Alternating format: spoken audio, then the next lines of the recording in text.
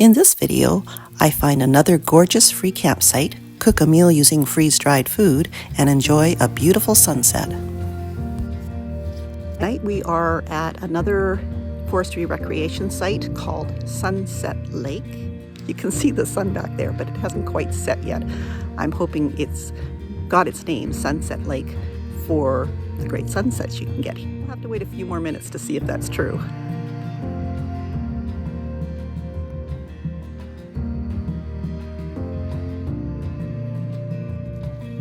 So tonight I made a mixture of ground beef, broccoli, cauliflower, some mushrooms, tomatoes, onions, and in the bottom there is some spinach as well. So I'm just going to let that soak for a little while. The ground beef actually takes longer than I think anything else to rehydrate.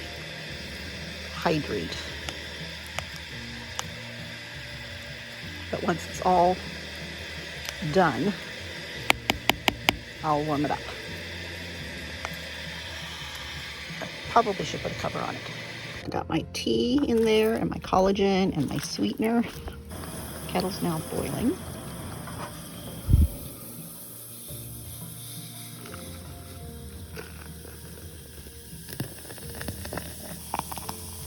Leave room for cream. Shut off my stove. Having a problem with this stove at the moment. It's not pushing the butane canister in far enough, so I had to stick a stick in here to make it go in far enough to actually burn properly. I keep all of my vegetables and meat freeze-dried food in a big bag, and there's a big bag in here too. There, it's got apples, raspberries, strawberries, blueberries, and I think that's all I brought. I'm going to use this cute little pot that I found. I wish it came with a lid. It may have come with a lid, but when I bought it at the store, it was the only one, and there was no lid in sight. But it's got a nonstick interior. It's got deep sides, but it's not that big. So I'm going to use that to cook up this stuff later.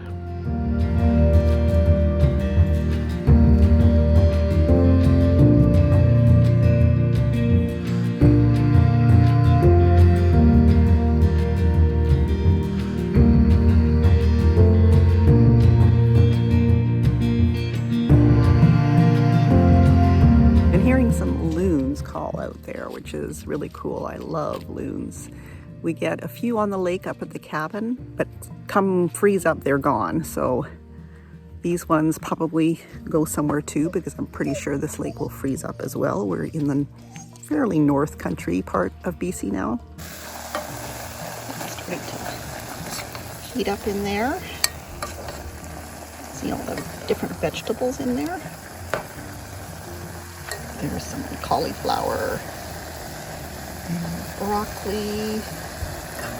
That's tomato and beef.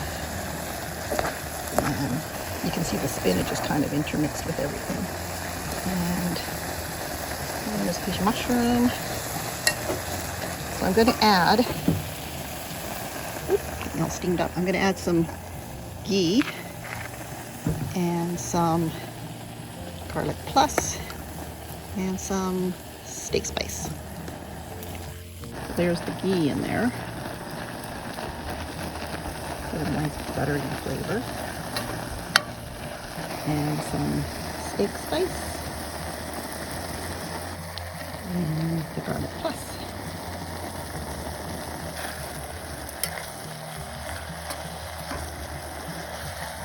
Smells good. So it's all cooked up. Well, it's already cooked, but it's all rehydrated and hot now.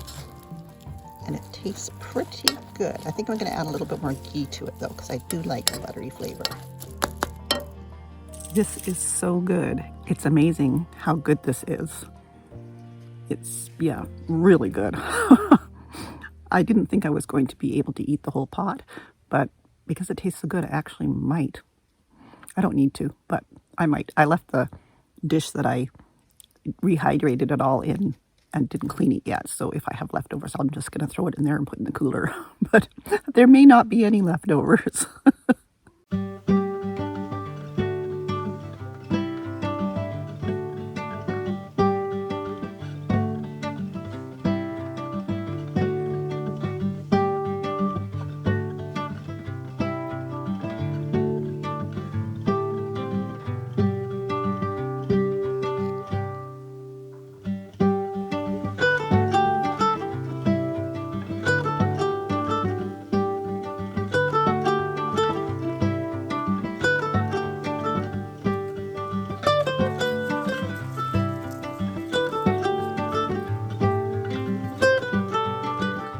So it is about 7:30, which is about the time that we've been heading into bed. Not to go to sleep, I just watch a bunch of videos, but it gets chilly out here, and I don't even know if there's still a fire ban on, but I don't have any firewood and an axe and anything anyway, so we're just climbing in to head for bed. You ready for bed, Fred? Yeah? Okay. Good boy. There's Freddie's bed down there. And Gracie is just kind of keeping watch up there. We'll see you in the morning. Well, we woke up this morning to rain. Lots of rain. So today we are not going to hang around at Sunset Lake, which I'm kind of sad about because it's a beautiful lake, and and there was loons, there was a beautiful sunset, so it lived up to its name, the Sunset Lake, but it's just too wet to hang around here. We end up just getting soggy and chilly, and it's not fun. So we're going to head on into Houston, not Houston, Texas. BC has its own Houston, not at all in any way like the Houston in the States down in Texas. We're gonna head there. There's an A&W there, which is where I'm planning to get coffee, and I will probably do a little bit of work on the computer while we're there, because the A&W seem to be McDonald's and A&W seem to be the place in Canada anyway, where they have plugins at pretty much all the tables, so that you are able to do some electrical stuff, some charging and some work and stuff on your computers. So that's what the plan is for this morning. I'm not sure how far we're going to go today. I need to be in Smithers on Tuesday to pick up a parcel from FedEx that's coming in on Tuesday. And the forecast is not looking very promising for the next week or so, which is the sort of the last part of my trip here before I actually get to the Yukon and to our cabin. So I'm not sure how quickly we're going to be doing the rest of this trip, because it's not fun doing this in the rain. There really isn't any fun to car camping in the rain, honestly. You don't have the space to just kind of stretch out and relax during the day when it's raining, because you're on your bed or in the front seat of your car. The animals, Fred gets really wet, and I have to make sure I dry him off. I've got a couple of dog rugs on my bed in the back there for him to lie on, so he doesn't get my bed all wet and dirty. But, you know, for him and Gracie to stay cooped up in the car and me stay cooped up in the car, it's not any fun. So the last part of our trip may be a bit of a rush just because of the rain, but we'll have to play it by ear and see how it goes. Who knows? There's supposed to be some cloudy, sunny days that are going to creep in here and there. We'll see how those come about, if they do. But there will be beautiful scenery, and we will definitely be sharing that with you. And I had a few stops that I wanted to make along the way, and I'm hoping to be able to still do that. It's just, we may not get out of the car as much to do walking and hiking and stuff because of the rain. It's hard to dry out in the car unless you've got the heater on full blast. But yeah, so we're gonna have to play this by ear. But for now, I need a coffee, and the closest one is, well, I guess there might be a place in Topley. Topley is a teeny tiny little roadside blip. That's the area that we're in right now. Houston is the next town. It's definitely not a city, but it does have an A&W. I think that's the only fast food place it has. Got a tiny, tiny little mall. We used to spend time in Houston a few years ago when my two youngest kids and I were working in a tree planting camp cooking, or I was cooking, they were just hanging out. So we got used to being around Houston. The next place is Telqua and then Smithers, which is bigger than Houston.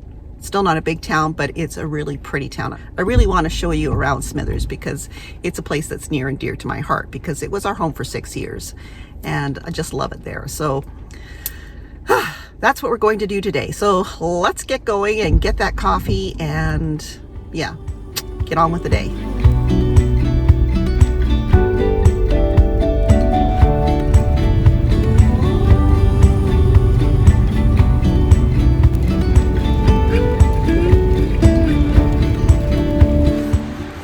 So I've spent a couple of hours in Houston at the A&W, just transferring files from cameras and phones and stuff onto hard drives. And met up with a gentleman there who obviously needed someone to talk to. He talked to me for about an hour and finally decided he needed to get moving.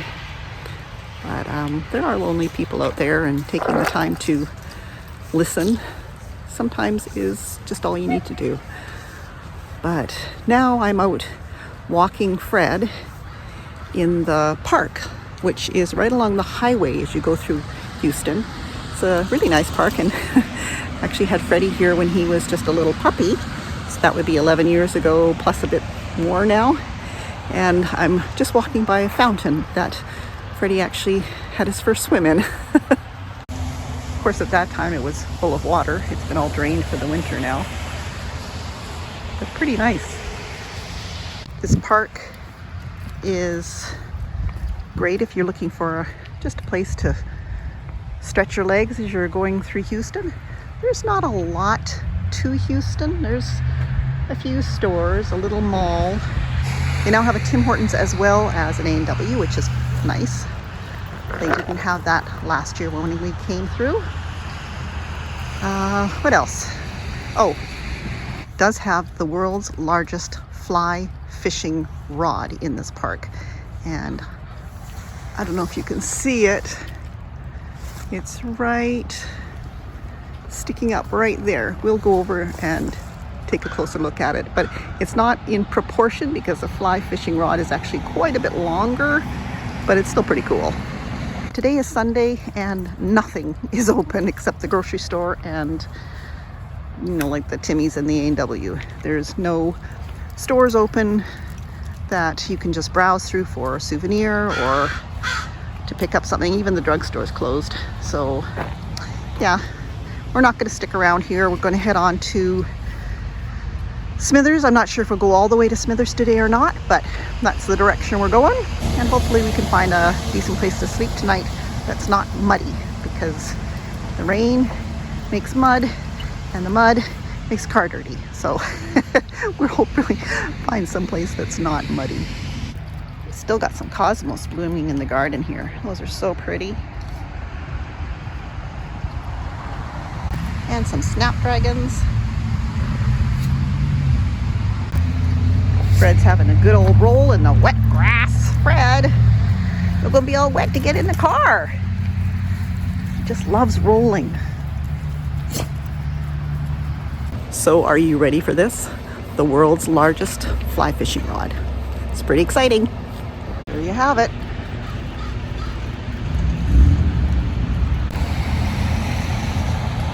Look up, look way up.